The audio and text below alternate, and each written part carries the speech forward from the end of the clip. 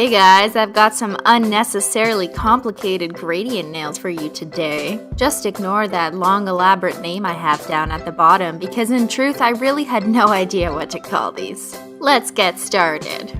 Since we're working with neons, it's best to add a white base coat first.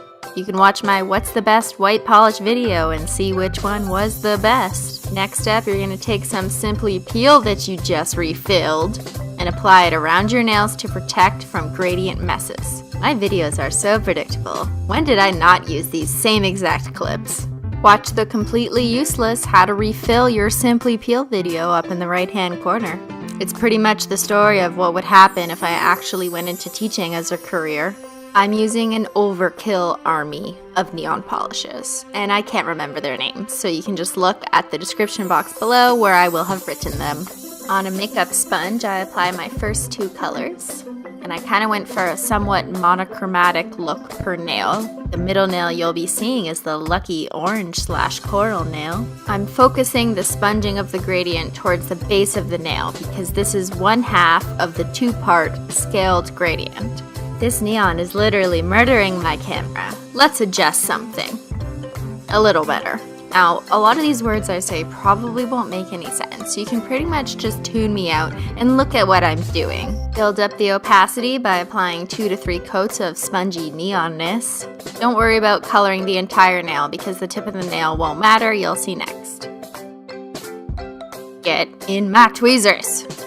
When you're done your first of 4 gradients, take your tweezers and peel off Simply Peel like no big deal. There we go. Little to no mess left behind whatsoever. I love it. You can find Simply Peel at the links below in the video description box. If you don't have it, then you're not a real nail artist. Apply a quick dry top coat, and this will be the first of a ridiculous number of top coats that I will be applying in this tutorial. Let it dry for a good 15 to 20 minutes because we're going to use nail vinyls next. I can't count how many times I've said that exact same sentence. I got these chevron nail vinyls from twinkledtea.com. You can use my code SIMPLY for 10% off. Yay, look, I get you free money back. And I'm putting it halfway down the nail and I'm applying Simply Peel around the edges because we're going to do a gradient on the top half of the nail. That's right, so we're going to mask off the bottom half and we're doing a gradient on the top half of the chevron. So I could use Simply Peel to cover up that space that you see I'm covering with green tape, kind of like how I did in my blood drip mani, but I don't know, I was just lazy and I just wanted to use a piece of tape, okay? Sometimes I change things up. Save the environment, recycle your sponges. Cut it off for a nice clean edge.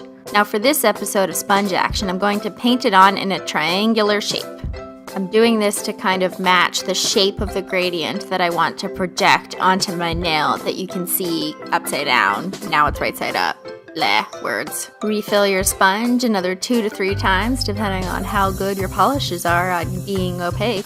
You can kind of go on each side of the chevron if you want. That probably would have been an easier way to get a nice even fade going on. But I like to take the hard way in life. Peel off your green painter's tape, like no big deal. See what I did there? Peel off the Simply Peel little bits you got hanging on the edges, and then finally peel off your chevron to reveal a beautiful scaled gradient. What you have in front of you, ladies and gentlemen, is one of the original scaled gradients that you saw from me in my old videos that no one used to watch because they were really boring and I didn't talk. Add your second quick dry top coat. Things are getting interesting.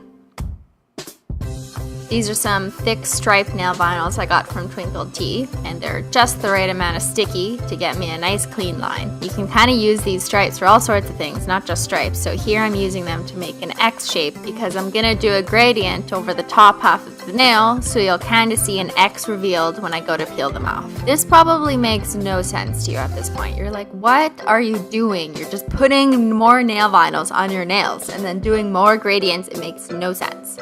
That's okay. You know what? It didn't make any sense to me while I was doing it.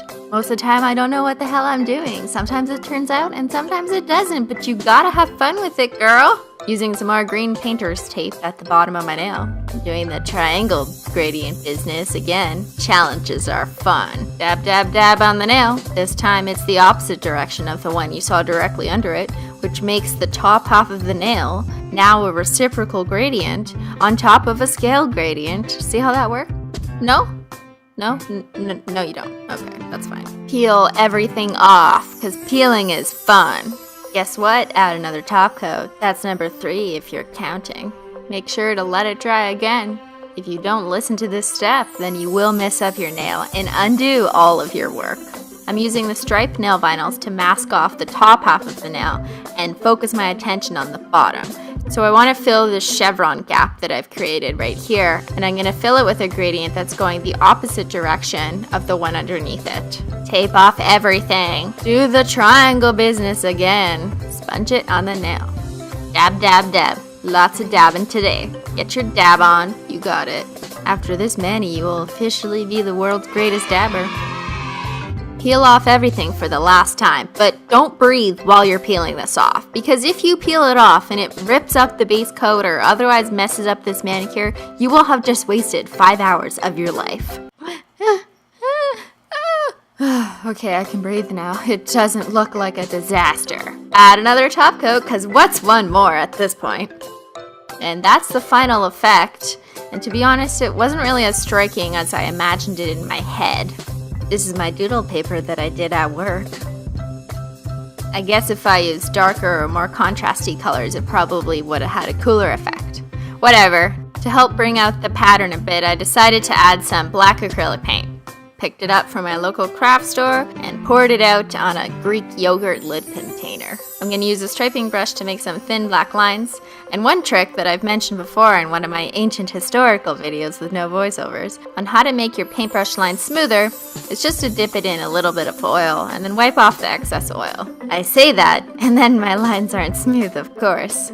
Honestly, I don't know how people film these tiny freehand detail things that require a steady hand on camera.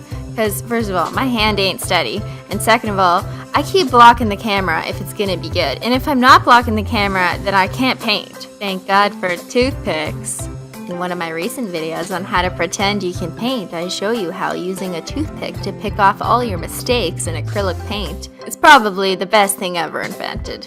Ugh, honestly, freehanding lines is the worst thing ever. I'm too reliant on nail vinyls. I'm like a nail vinyl addict. I can't go cold turkey. I can't live without you, nail vinyls. I can't. Well, do the best you can. Not like me on camera here. Do what I say and not what I do. Don't block the camera like this either if you're making tutorials. Finally, put on your final top coat. This is number 5 of 5. I'm using a matte top coat because I thought it would look cool with the neonness going on. Look, it's matte. Now, that looks cooler than the one without the lines. Personally, I think. It's a little more striking. You're probably thinking to yourself at this point, that was way too much effort for this. Like, no one is gonna go do their nails with 4 gradients and 5 million top coats for 7 hours. That's not happening.